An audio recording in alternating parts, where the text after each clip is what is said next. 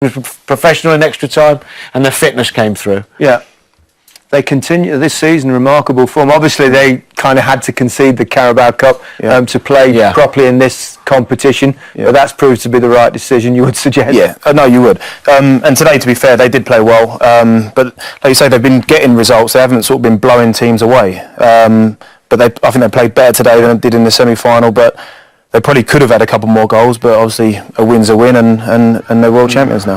I think also as well, even though they've had to go into extra time, the sun on their backs, different different surroundings, bit of warm weather training. I know they've been two quite intense games, but actually it does you good sometimes. Do you think this will help them or hinder them? I suspect winning makes a big difference in that, because the momentum and the fact you've won another trophy, and it drives you on to get things. Their lead obviously is large in the Premier League. Yeah, I think, like I say, if they hadn't won tonight, I think the trip could have been negative in the sense that you've travelled this way, you haven't got a trophy, and obviously you've got huge games to walk back into. So, but now I think it's very positive. They go home super confident.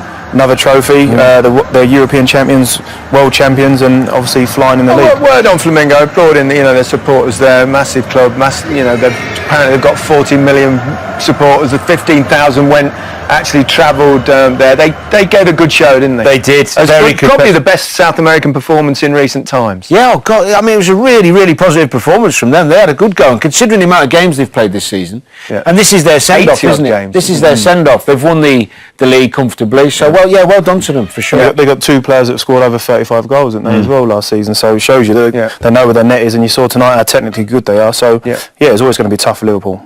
Yeah, and I mean, Klopp, what an extraordinary manager he is, isn't he? Yeah. I think it's the hunger he creates. The players give everything for him and continue to do so. It's fantastic to watch. And again, I talked about the energy and the fitness in extra time. That comes with hunger and desire to win trophies. He's created that. Okay, we can hear from the Liverpool captain, Jordan Henderson. How good does that feel? Very good. It was an interesting game. I'm sure it was interesting to watch, but we kept going. Good performance, mentality again shone through. Should have probably scored a couple more. Defended really well. So overall, delighted with the result. With the performance. Difficult conditions. But fair play to the lads. They kept going right until the end and got the goal in extra time. That's just it. You always seem to find a way right now. Yeah, that's important. We've found a way over the last long time now.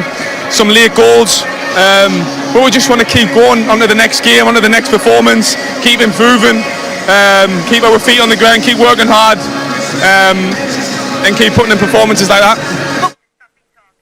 Well, there you have it. We've run out of time. Danny, Glenn, thank you very much. There's a packed Saturday night coming your way here on BBC One, but you can watch Liverpool lift the trophy over.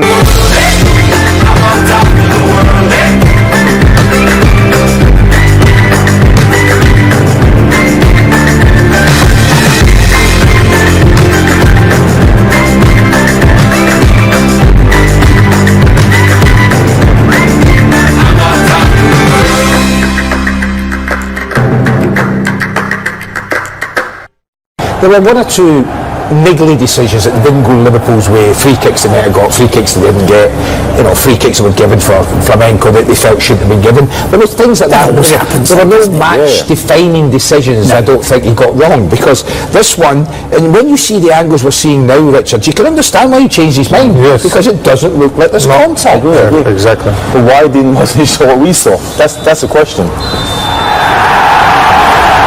That's a big decision for him to make, but he made it, and that's the beauty of it when it works like that. Nobody else made him look a fool. If he was going to, it was as a result of his own decision making. And he did a good thing. He stood up to players. He was steady. He was like demanding to show yellow card. He didn't take anything for granted. He didn't speak badly. He just took it. So that's a very big thing for him. But I think you find Liverpool will probably be feeling. I think Jurgen Klopp will say, maybe not now because they've won it, but I think if you ask them halfway through the game or at the end of full time, what do you think? They're going, well, okay, but the referee's been a bit iffy. That would have been, but without you couldn't say, well, what has he done that's cost you the Any game? referee that's not giving your team decisions is all okay, sat in the stand and everything. And, you know, one of the things we're talking about now, the foul, it wasn't foul, was it a red, all those kind of things. And I just don't know with FIFA why they put themselves under pressure. Who's the best referee in the world? Get him in there. Put the top man in for the top game. Of course it is. It's an advert for the World Cup as well. Of course it is. The first tournament FIFA have held of this magnitude. Liverpool were there, the world's watching, massive competition. And like Laura said, to put someone so inexperienced at the final, where it's Flamengo and Liverpool, two of the biggest clubs in the world, he was just out of his league. He couldn't handle the situation. And sometimes that's not his fault, you know. Sometimes you've got to look at FIFA and go, why have you made that decision? You know, this is a showpiece. The world's watching. Put your best man in charge. No one would bat an eyelid. Doesn't make sense. Doesn't make sense. Let's go to the winning goal. Roberto Firmino, South American, scores it. I don't know how popular we've been in South America. A Brazilian beat the Brazilians. Yeah, absolutely. Mane obviously with the great assist, but Henderson's ball to Mane as well. Fundamental. It was a fine finish at the end, wasn't it? Like? It was a great finish. I was just worried for a split second, thinking he might have been offside, but he timed his run fantastic. But no, it was a good ball from Jordan, most definitely. And you know, he was in the situation where he had two gilt-edged chances and missed both of them. And you can't imagine what's going through his mind, especially when he stops and he cuts back and he takes it past the goalkeeper, and he must think that split second, OMG, what am I going to do with this? So it was brilliant, and it was great because, you know, he kept getting himself in those positions. Yeah, he missed a couple of chances, gilt-edged chances, but he scored the winner, and that's all that matters. Did you think they'd find it as tough as they did Liverpool to get a goal? Yeah. Final. Yeah, like I said, you know, I looked at it. There was so many attacking players on the pitch. You know, like they play very similar to Liverpool, high press, scored a lot of goals. You know, they don't lose too often. And I thought, you know, they were a step up from Monterrey. We picked a strong team. We had a lot of attacking options. I thought it would be a bit more expansive. I thought it would be a bit more open and it'd be a bit more. But both defences actually dealt with each other's attacking options really, really well. You know, like we were looking probably at Joe Gomez as probably man of the match. I thought their back five done really, really well against our front three, and you throw Keita and Oxlade-Chamberlain. That was a real down moment of the game. Oxlade-Chamberlain going off injured. Well, you were really worried, weren't you, at that point? Yeah, I think everybody was. Yeah, I mean, was it the same knee?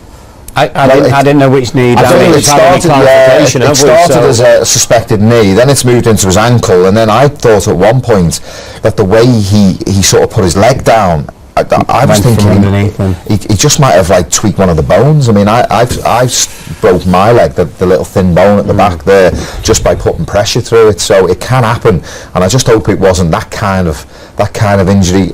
It was good to see him hobble off, in the sense of he didn't go off on a stretcher where he just couldn't get up. Yeah. You know, he's actually put a bit of weight through it. He was back on the pitch at the end, wasn't he, on crutches? Yeah, so he's got a boot on. The word from the stadium is he's wearing a protective boot, which maybe is just part of the course. Precaution. But that was the downside of the game. I suppose the player himself, as soon as that happens, he's having those flashbacks. No, because after his knee injury, and I mean, it's one of the worst. Well, that's the first thing you ever think is like, oh no, not again.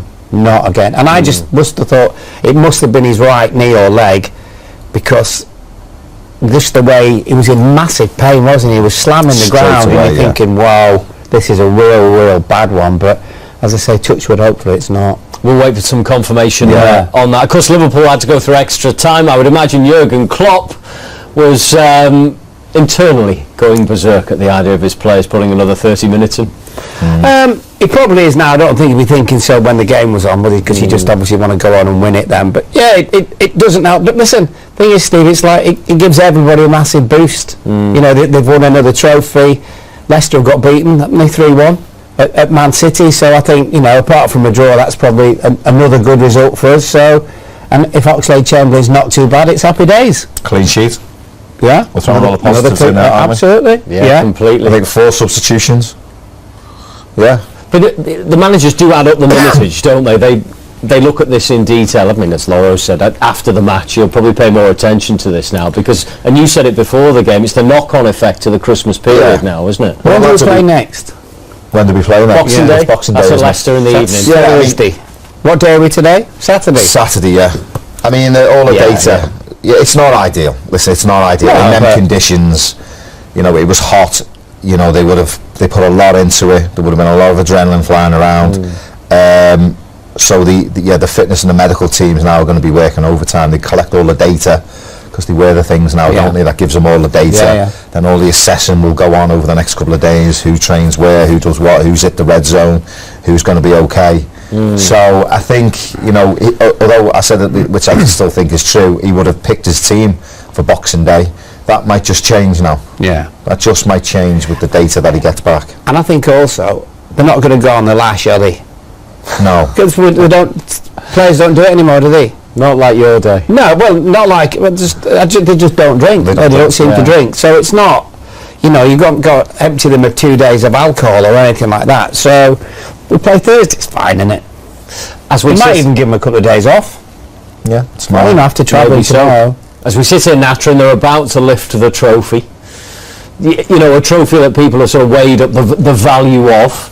Is that an important moment for these players? Of course, you can't get enough of it. I mean, every time you win one, it becomes more addictive. You become greedy. Yeah. And then it's down to the manager's job to keep you motivated, to keep you winning and winning and winning and winning. That's why you look at the great managers Liverpool have had.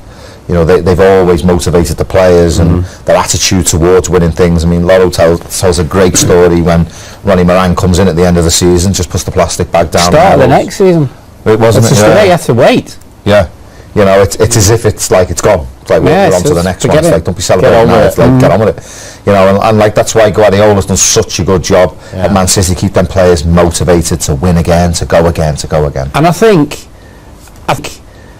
once the likes of Barcelona and Madrid started to take it really seriously, this competition's kicked on. Because before that, it was like, I bet us three wouldn't have known who played in the final 2 or 3 years ago, wouldn't have even watched it. But it's definitely kicked on. And I think as the Premier League's gone global, which it is, I think you ask people like Mo Salah, Firmino, all these lads, they think this is a massive deal. Massive for them.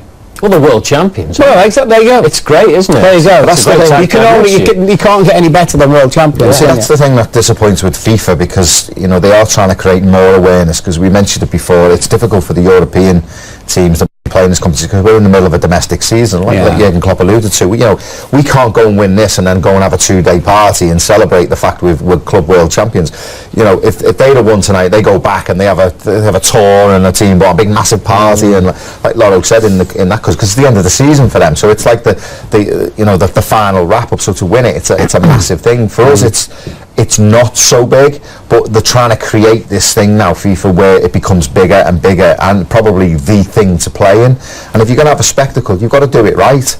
You got to keep doing it right. And today, I've looked at that and just thought the referee spoils a good game there for me. Stop, start, silly fouls, giving wrong fouls, wrong decisions, yellow cards when he didn't need to, not letting the game flow. It was just disappointing. They should have picked the best referee they got. He in charge of that game. Unfortunately, I'm going to say it again. I just thought it was too big for him, the game. Just a quick one, Laura. We'll all say now it was worth coming out to it. Do you look at the tournament and say, well, that's been a great success, and Liverpool were right to embrace it? It's only 2 games. Our problem is our problem is we have got one cup competition too many in this country. That's no one else has a League Cup, do they? I don't think of the big European nations and stuff. No one else has 2 cup competitions. We do in England, and if anything, you kind of go, well, I'm sorry, the Carabao Cup or whatever it's called this week. In the end, I don't think there'll still be a Carabao Cup in a few years. It was proved disposable, wasn't it, with the way it was treated? Yeah.